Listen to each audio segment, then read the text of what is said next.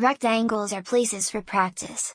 Probably because they are proportional to the body, making them the most natural space for practice.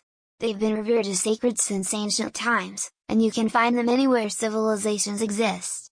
From the Forbidden City in China to Mark Rothko's paintings, they are everywhere. People the world over prostrate themselves inside rectangular churches, on prayer rugs, and on yoga mats.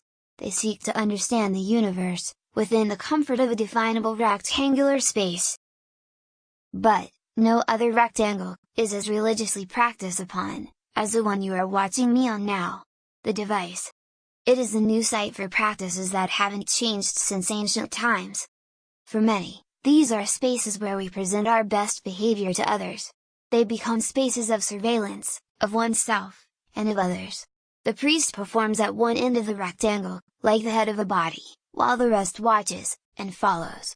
But in the end, a surveillance practice is about caring for yourself, and for others.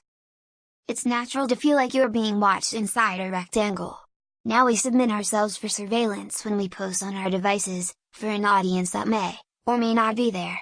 Self-surveillance is more popular than ever. Sometimes it's good to turn the device away and look around you, because eventually, it will orient how you view the world. When we use our devices, an algorithm wraps us in a filter bubble, by presenting us with the information it thinks we want to see. It's the same anytime we use rectangles as sites for practice. Objects like a prayer rug, not only orient you geographically, but ideologically as well. The drive to encircle rectangles, orients the space around them.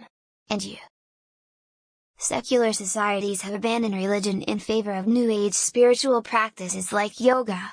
But the need to make sacrifice has remained. In yoga we sacrifice energy to gain more strength. Georges Bataille said, "A being is touched, only at the point where it yields. A woman under her dress, a god, at the throat of animals sacrificed." We try to find that point on the device too. By making physical and emotional sacrifices, we look to be touched by intense feelings that make us feel alive. In the end our practices haven't changed much. But the rectangles have.